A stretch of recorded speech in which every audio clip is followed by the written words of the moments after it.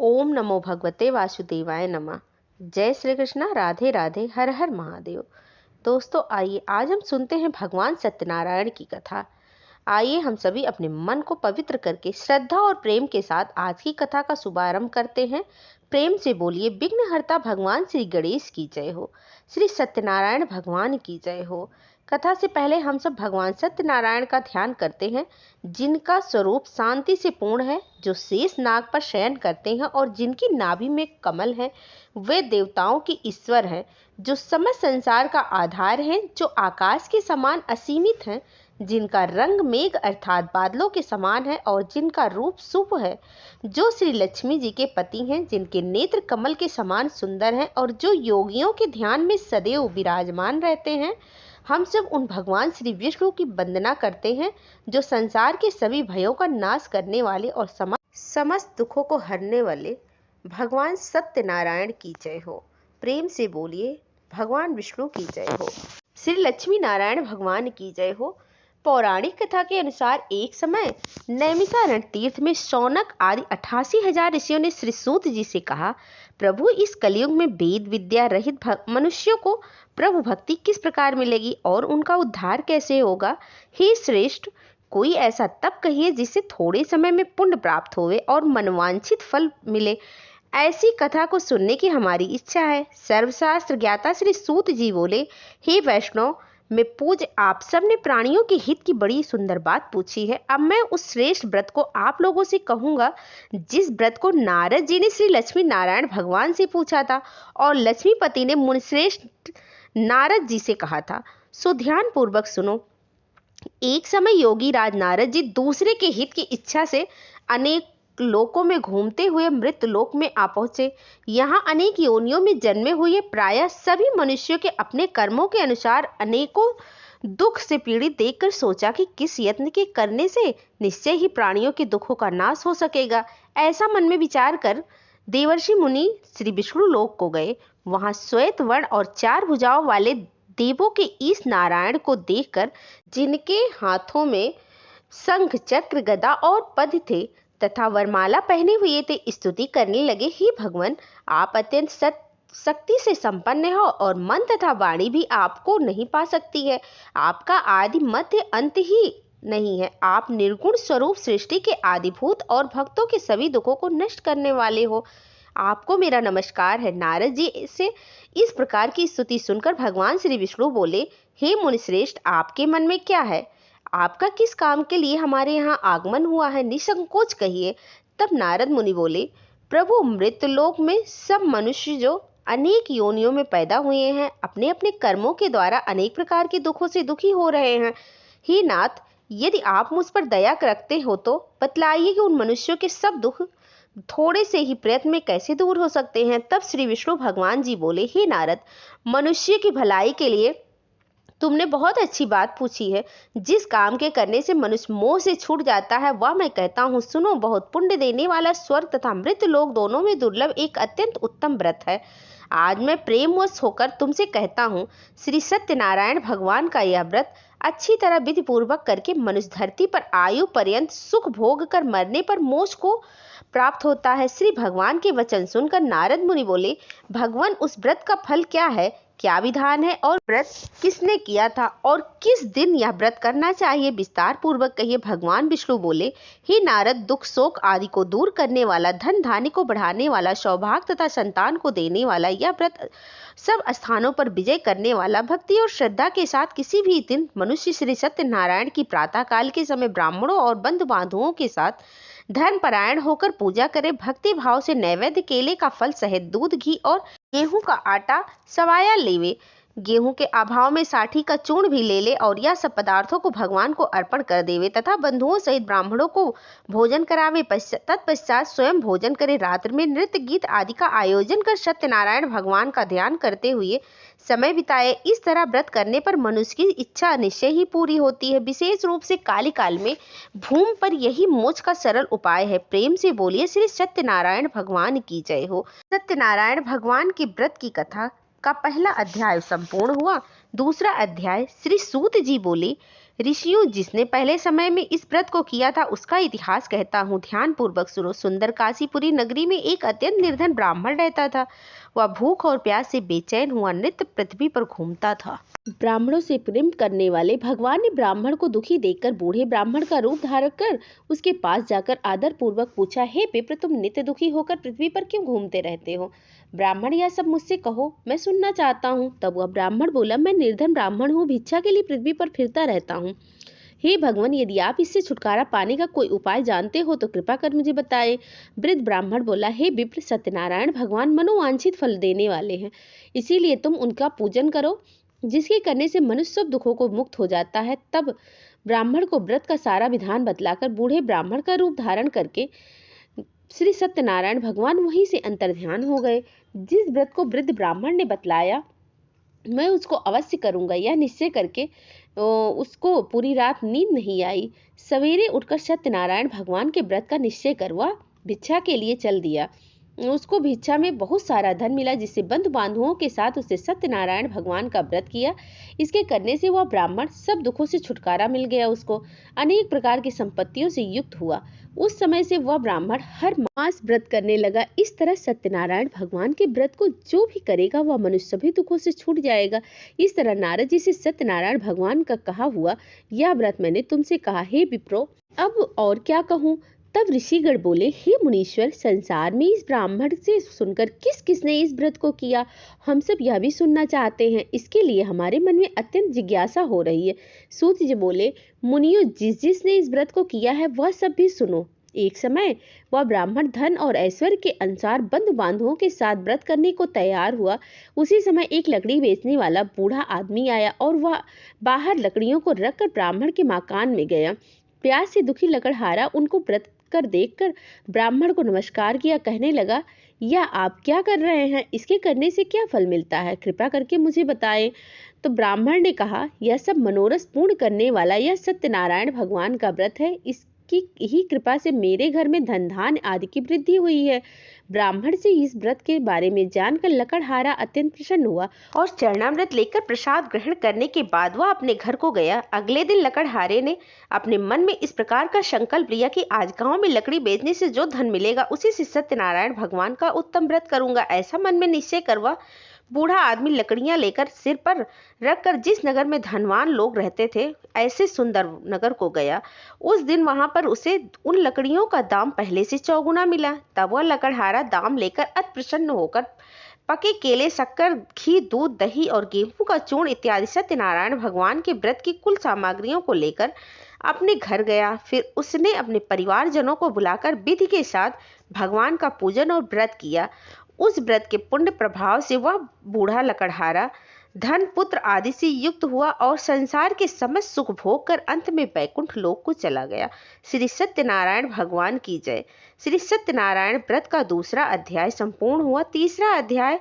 श्री सूत जी बोले, हे श्रेष्ठ मुनियों, अब आगे की कथा कहता हूँ, सुनो। पहले समय में एक उल्का मुख नाम का एक बुद्धिमान राजा रहा करता था।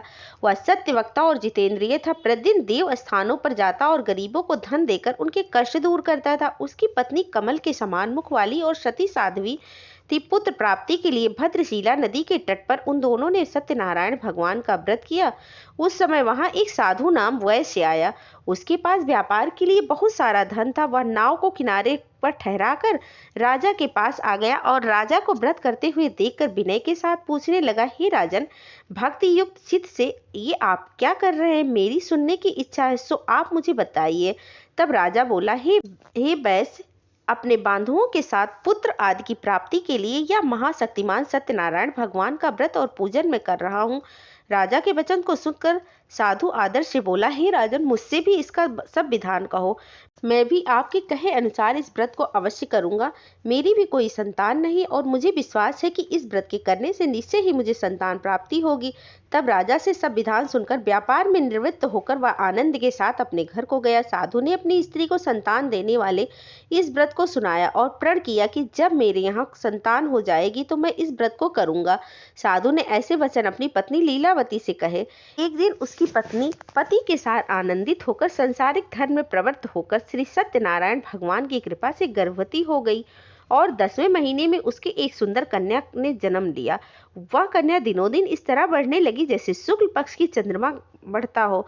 कन्या का नाम कलावती रखा गया। लीलावती ने मीठे शब्दों में अपने पति से कहा कि स्वामी, जो आपने संकल्प लिया था कि मैं संतान होने पर सत्यनारायण भगवान का व्रत करूंगा, अब आप उसे करिए। साधु बोला, हे प्रिय, उसके विवाह पर करूंगा। इस प्रकार अपनी पत्नी को आश्वासन देकर वह नगर को चला गया और कलावती अपने पिता के घर में रहकर बड़ी हो रही थी। एक दिन साधु ने जब नगर में सखियों के साथ अपनी पुत्री को देखा तो तुरंत दूत को बुलवाकर कहा कि पुत्री के लिए कोई सुयोग वर देख कर आओ। साधु की आज्ञा पाकर दूत कंचन नगर पहुंचा और वहां पर बहुत खोज खबर करने के बाद कन्या के लिए सुयोग वणिक पुत्र को ले आया। उस सुयोग युवक को देखकर साधु ने अपने बंधु बांधवों सहित प्रसन्नचित्त होकर अपनी पुत्री का विवाह उसके साथ कर दिया। किंतु दुर्भाग्य से विवाह के समय भी वह भी यह व्रत भूल गया। तब श्री सत्यनारायण भगवान क्रोधित हो गए और साधु को श्राप दे दिया कि तुम्हें दारुण दुख प्राप्त होगा। अपने कार्य में कुशल साधु वैश्य अपने जमाता सहित समुद्र के समीप स्थित रत्नपुर नगर में गए। वहां दोनों ससुर जमाई चंद्रकेतु राजा के उस नगर में व्यापार करने लगे। एक दिन भगवान सत्यनारायण की माया से प्रेरित होकर चोर राजा का धन चुराकर भाग जा रहा था, किंतु राजा के दूतों को आता हुआ देखकर चोर घबराकर भागते हुए धन को वहीं चुपचाप छोड़कर चला गया जहां वे ससुर और जमाई ठहरे हुए थे। जब दूतों ने उन साधु वैश्य के पास राजा के धन को रखा हुआ देखा तो उन्हें चोर समझकर दोनों को बांध कर ले गए और राजा के पास जाकर बोले, हे राजा, चोर हम पकड़ कर लाए हैं, देख कर आज्ञा दीजिए। तब राजा की आज्ञा से उनको कठोर कारावास में डलवा दिया गया और उनका सब धन भी छीन लिया गया। सत्यनारायण भगवान के श्राप के कारण साधु वैश्य की पत्नी और पुत्री भी इधर घर में बहुत दुखी रहने लगे। उनके घर पर जो भी धन रखा था उसे चोर चुरा कर ले गए। शारीरिक और मानसिक पीड़ा तथा भूख प्यास से अति दुखी होकर और अन्य की चिंता में कलावती एक दिन ब्राह्मण के घर गई। वहां उन्होंने सत्यनारायण भगवान का व्रत होते देखा। फिर कथा सुनी और प्रसाद ग्रहण करके रात होने पर वह घर पर आई।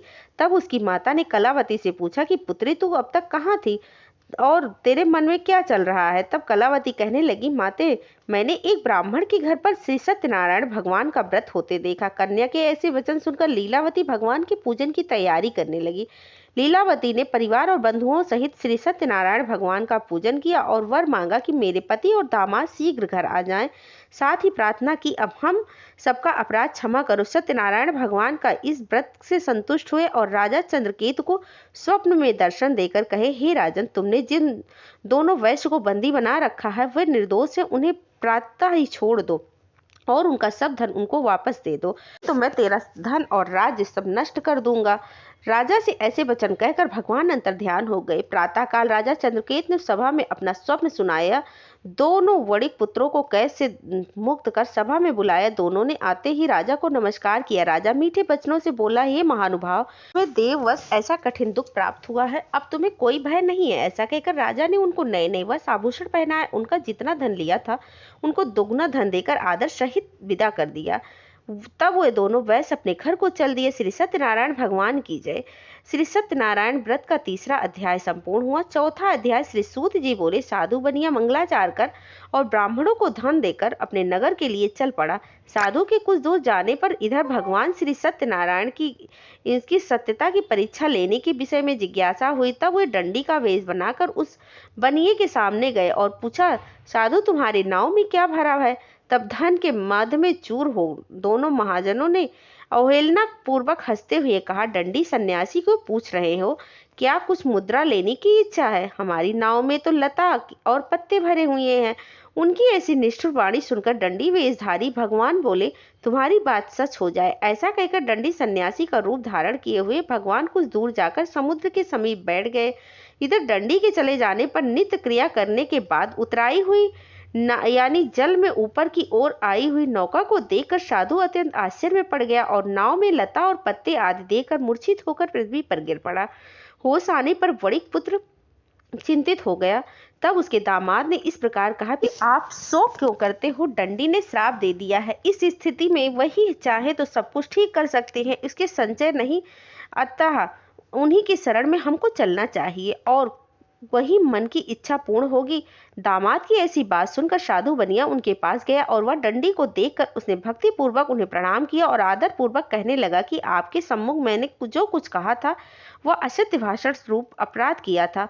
आप कृपया मेरे उस अपराध को क्षमा कर दीजिए। ऐसा कहकर बार बार प्रणाम करके वह महान शोक से व्याकुल हो गया।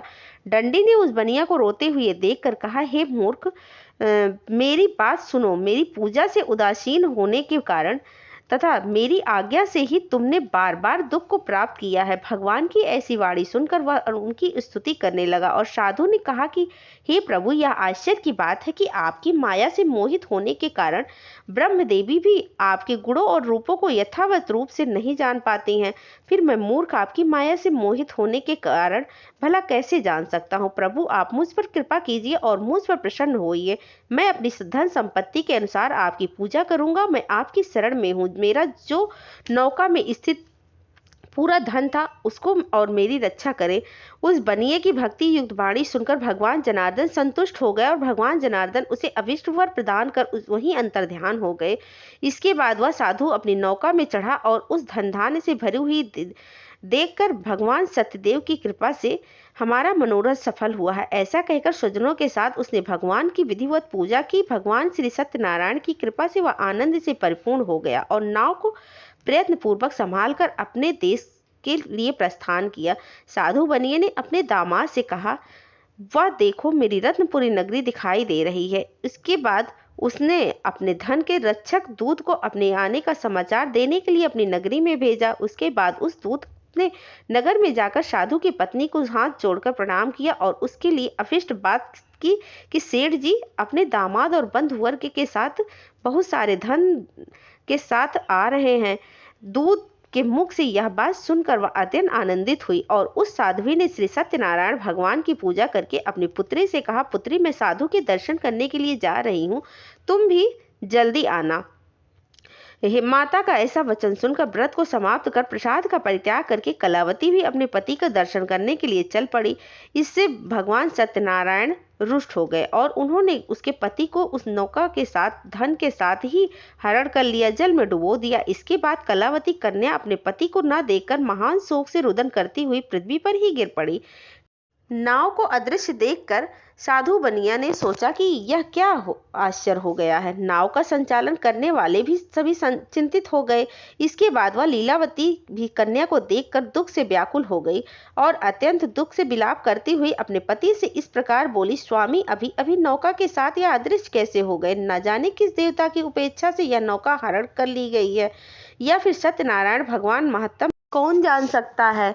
ऐसा कहकर वह अपने परिवारजनों के साथ विलाप करने लगी और कलावती कन्या को गोद में लेकर रोने लगी। कलावती भी अपने पति के नष्ट हो जाने पर दुखी हो गई और पति का पादुका लेकर उनका अनुगमन करने के लिए उसने मन में निश्चय किया कि कन्या के इस प्रकार के आचरण को देखकर पत्नी सहित वह धर्म के साधु बनिया अत्यंत शोक व्याकुल हो गया और सोचने लगा, भगवान सत्यनारायण ने यह अपहरण किया है या फिर हम सभी भगवान सत्यदेव की माया से मोहित हो गए हैं। अपने धन की शक्ति के अनुसार मैं भगवान श्री सत्यनारायण की पूजा करूंगा। तब सभी को बुलाकर इस प्रकार कहकर उसने अपने मन की इच्छा प्रकट की और बारंबार भगवान सत्यदेव को दंडवत प्रणाम किया। इससे दिनों के परिपालन भगवान सत्यदेव प्रसन्न हो गए।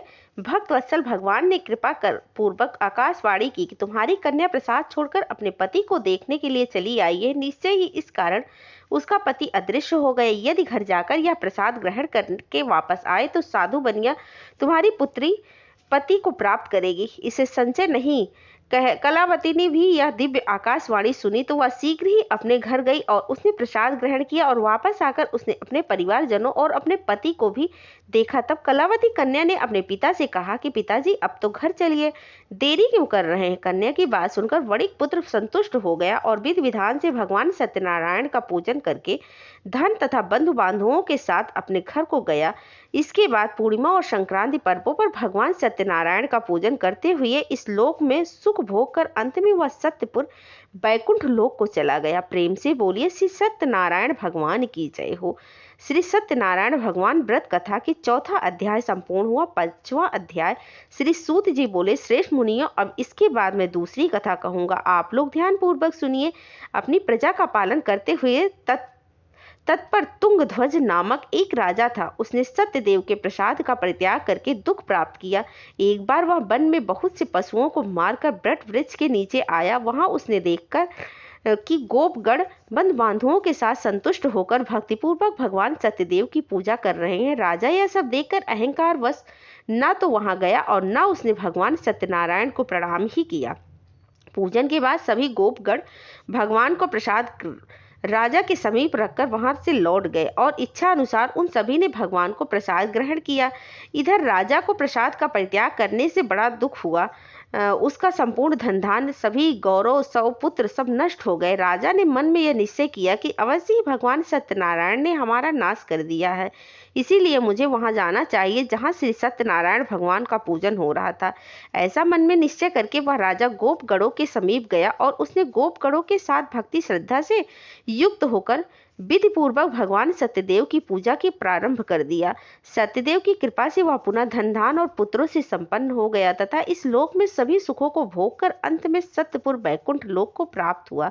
श्री सूत जी कहते हैं, जो व्यक्ति इस परम दुर्लभ श्री सत्यनारायण भगवान का व्रत करता है और पूर्णिमा तथा फल की प्रदायिनी भगवान की कथा को भक्ति युक्त होकर सुनता है, उसे भगवान सत्यनारायण की कृपा से धन धान आदि की प्राप्ति होती है।